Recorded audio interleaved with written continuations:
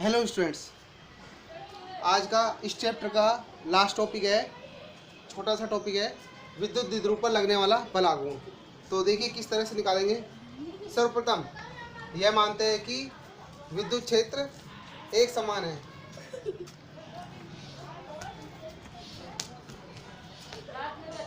विद्युत क्षेत्र कैसा है? एक समान है। विद्युत क्षेत्र की रेखा किस तरह से जा रही है? इस तरह से। अब देखिए यहाँ पर जो द्विध्रुव है, द्विध्रुव क्या है, किस एंगल पे रखा हुआ है? थीटा एंगल पे रखा हुआ है। और जहाँ थीटा कितना है, इन दोनों के बीच में है, 0 डिग्री से ऊपर, 0 डिग्री से ज़्यादा और 90 डिग्री से कम, ठीक है ना, यानी इन दोनों के मध्य स्थित है। राइट भाई। तो सबसे पहले तो मान लेते हैं इस तरह से एक द्विध्रुव है, तो ये कौन सा है? माइनस क्यू आवेश है, और ये कौन सा है? प्लस क्यू आवेश है। राइट भाई, ठीक है, ये इसका मध्य बिंदु है। और द्विध्रुव के बीच की दूरी कितनी है? ट्वाइस ए है। इनके बीच की दूरी कितनी है? ट्वाइस ए। राइट भाई। अब देखो ये कितने एंगल पे रखा हुआ है? थीटा एंगल पे रखा हुआ है, थीटा एंगल पे रखा हुआ है। ठीक है, विद्युत क्षेत्र से कितना एंगल बना रहा है? विद्युत द्विध्रुव ए बी, ये ए बी है, ए बी है, ठीक है। विद्युत द्विध्रुव ए बी विद्युत क्षेत्र से, ए बी है विद्युत क्षेत्र से, विद्युत क्षेत्र से क्षेत्र ई से थीटा कोण बना रहा है, थीटा कोण बना रहा है। राइट। अब देखिए यहां पर इसके बिंदु बी पर स्थित प्लस क्यू आवेश के कारण जो लगने वाला बल क्या होगा? इस डायरेक्शन में होगा। तो बल क्या होगा? F बराबर क्यू ई होगा।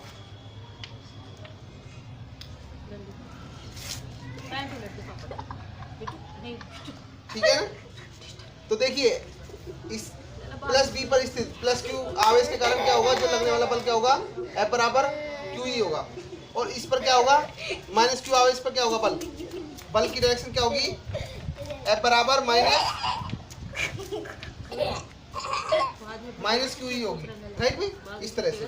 तो देखो बल की डायरेक्शन क्या है यहाँ पर? एक डायरेक्शन में तो प्लस एक्स डायरेक्शन की तरफ है, और दूसरे पर क्या है? दूसरे आवेश पर क्या है? माइनस क्यू आवेश पर लगने वाला बल क्या है? विपरीत डायरेक्शन में। तो दोनों क्या है? एक दूसरे के विपरीत डायरेक्शन में है। तो देखिए एफ कुल बल, कुल यानी परिणामी बल, तो परिणामी बल क्या होगा? Minus Q E plus Q E. तो टोटल बल कितना हो जाएगा? टोटल बल कितना हो जाएगा यहाँ पर? परिणामी बल हो जाएगा 0। राइट भाई, ठीक है। तो इस स्थिति में स्थानांतरीय या रेखीय गति में कुल परिणामी बल का मान क्या है? 0 है। राइट। तो बल क्या है? एक ही दिशा में नहीं है, क्योंकि दोनों क्या है? अलग अलग डायरेक्शन में है। एक तो क्या है? पॉजिटिव एक्स डायरेक्शन में, एक विपरीत डायरेक्शन में, दोनों अलग अलग डायरेक्शन में है। तो इस कारण क्या है? इस पर एक बल युग्म काम करता है, बल युग्म, ठीक है, जिसको टॉर्क बोलते हैं, अर्थात बलाघूर्ण। राइट। तो बलाघूर्ण क्या चीज होती है वो देखिए, ठीक है ना, अर्थात F बराबर 0 है।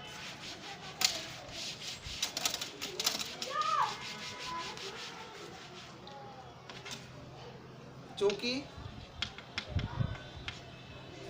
स्थानांतरित गति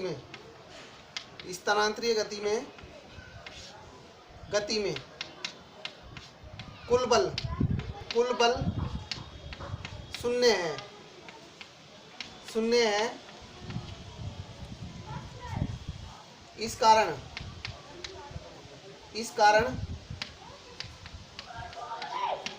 इस कारण यह द्विध्रुव रेखीय गति नहीं करेगा, रेखीय गति नहीं करेगा।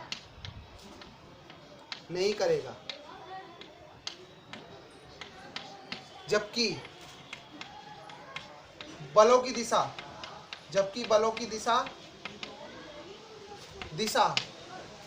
विपरीत होने के कारण विपरीत होने के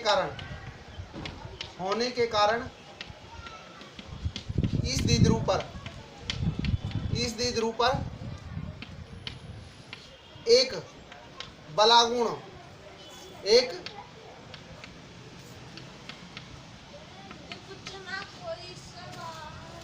इस पर एक बलागुण कार्य करता है।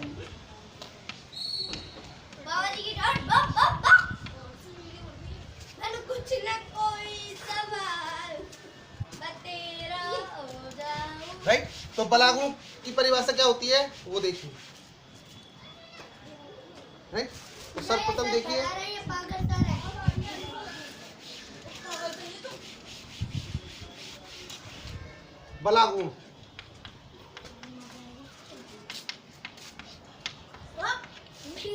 बलागुण होता है किसी एक आवेश पर लगने वाला बल और उनके बीच की लंबवत दूरी। उनके बीच किसी एक आवेश पर लगने वाला बल और उनके बीच की लंबवत दूरी। लंबवत दूरी क्या होगी आप देखिए, लंबवत दूरी ये होगी आपकी ये वाली, ठीक है, दोनों आवेशों के बीच की लंबवत दूरी ये मान लेते सी, ठीक है। तो BC क्या होगी, लंबवत दूरी होगी। राइट भाई, तो बलागुण टो बराबर है यानी किसी एक आवेश पर लगने वाला बल। अब F बराबर कितना होता है, किसी एक आवेश पर बल ले लेते हैं अपन, जैसे इस पर बल क्या था -QE था, ठीक है। F सदिश बराबर, तो किसी एक आवेश पर लगने वाला बल है अपने पास, टो बराबर कितना है QE इंटू BC। अब देखो BC कैलकुलेट करना है अपन को, तो BC कैलकुलेट किस तरह से करेंगे, तो देखो समांतर लाइन में जैसे अपने पास समांतर लाइन होती है, तो जितना एंगल यहाँ बनता है उतना एंगल यहाँ बनेगा, उतना एंगल यहाँ बनेगा, ठीक है, संगत कोण। राइट, तो ये एंगल भी क्या होगा अपने पास, थीटा होगा इसी तरह से। राइट भाई, तो त्रिभुज ABC से क्या निकालेंगे, थीटा कोण निकालेंगे, BC भुजा का नाम वो निकालेंगे। तो देखिए किस तरह से त्रिभुज ABC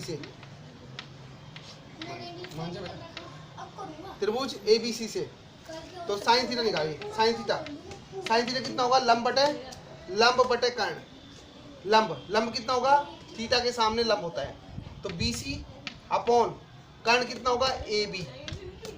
राइट भाई, अब देखिए AB की डिस्टेंस कितनी है, टोटल 2a। राइट भाई, साइन थीटा BC अपॉन इसकी डिस्टेंस कितनी है AB की डिस्टेंस कितनी है, ट्वाइस a है, तो BC इक्वल टू कितना जाएगा यहाँ से, twice a sine theta. Right भाई, अब देखो यहाँ पे अपन वैल्यू रखेंगे BC की, तो BC की वैल्यू क्या आएगी यहाँ पे। राइट, तो देखो BC की वैल्यू रखते हैं यहाँ पर ट्वाइस a साइन थीटा, तो टो बराबर हो जाएगा आपके पास QE into twice a sine theta. Right भाई, ट्वाइस a साइन थीटा। अब देखो इसको रीअरेंज करेंगे तो टो बराबर कितना हो जाएगा, twice a Q into E sine theta. और हम जानते हैं द्विध्रुव आघूर्ण की परिभाषा से, द्विध्रुव आघूर्ण की परिभाषा में क्या होता है, P बराबर होता है ट्वाइस a क्यू, ठीक है। तो यहाँ पे ट्वाइस a क्यू आ रहा है अपने पास, तो ट्वाइस a क्यू की जगह कितना आएगा, ये क्या है, कैसी राशि, सदिश राशि है, ठीक है। तो कितना हो जाएगा, टो बराबर हो जाएगा P सदिश PE साइन थीटा हो जाएगा, ठीक है भाई। इसकी जगह क्या रख दिया, PE रख दिया। अब देखिए PE साइन थीटा, और हम जानते हैं कि AB sine theta equal to होता है A क्रॉस B सदिश, ठीक है, A क्रॉस B सदिश। तो यहाँ से हम इसको सदिश रूप में लिखने पर, सदिश रूप में लिखेंगे तो कितना आएगा, सदिश रूप में, तो टो सदिश बराबर हो जाएगा P सदिश क्रॉस E सदिश, ये हो जाएगा, ठीक है। तो ये क्या है, किस रूप में है। अब देखो, अब टो सदिश की दिशा क्या होगी, टो सदिश की जो दिशा होगी वो देखते हैं किस तरह से होगी। टो सदिश की जो दिशा होगी वो देखो, यहाँ पे हम अपने पास क्या है, P सदिश की जो दिशा होती है वो क्या होती है, इसमें -Q से +Q की ओर होती है, तो इसमें दिशा क्या है, P सदिश की दिशा ये हो गई, ठीक है।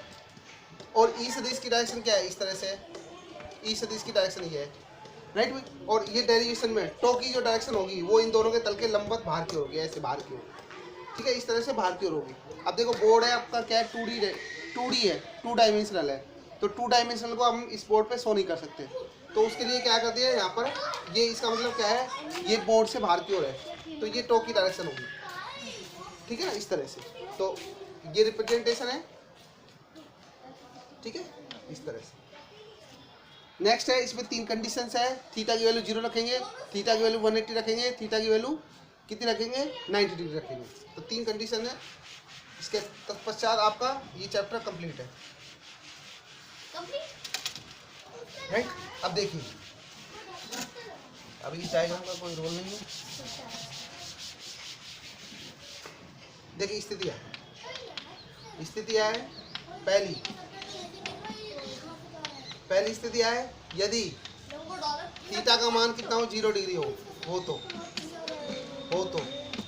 कितना हो जाएगा, टो बराबर, पहले यहाँ लेते हैं साइन थीटा और साइन 0, दोनों तरफ क्या लगा दिया, साइन लगा दिया है, इधर भी साइन लगा दिया है, इधर भी साइन लगा दिया है, तो साइन थीटा बराबर साइन 0, और साइन 0 की वैल्यू कितनी होती है, 0, ठीक है। तो टो बराबर कितना होता है अपने पास, पी साइन थीटा, और थीटा की वैल्यू कितनी रखी, 0 डिग्री, तो पी साइन 0, और इसकी वैल्यू कितनी आएगी, साइन 0 की वैल्यू कितनी होती है, 0, तो ये पी इंटू 0, तो टो की वैल्यू कितनी आएगी, 0। अब देखो ये क्या कहती होती है, द्विध्रुव की स्थायी कंडीशंस होती है। द्विध्रुव की क्या होती है, द्विध्रुव की द्विध्रुव स्थायी साम्यावस्था में है, स्थायी साम्यावस्था में है,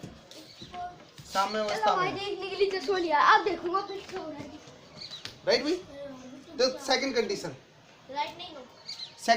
क्या होगी, सेकंड कंडीशन थीटा की वैल्यू कितनी रखेंगे, 180 डिग्री 180 डिग्री रखेंगे, तो 180 डिग्री रखेंगे तो तब भी क्या आएगा, साइन 180 डिग्री, और साइन 180 डिग्री की वैल्यू कितनी होती है, वही 0 डिग्री होती है, राइट भाई, ठीक है।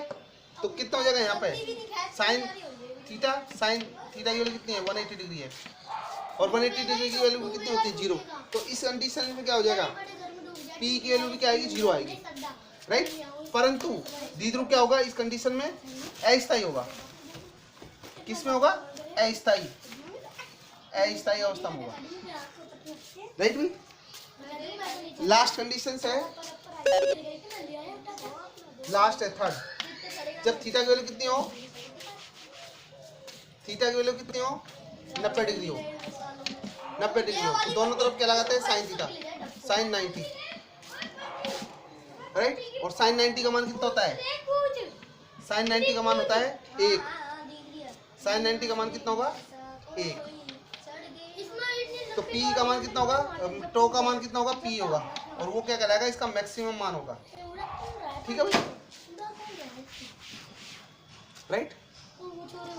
तो यहाँ पर आपका ये चैप्टर फिनिश होता है, ठीक है।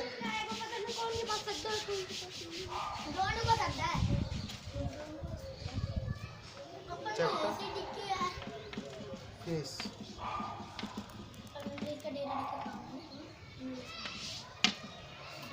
तो आज के लिए इतना ही।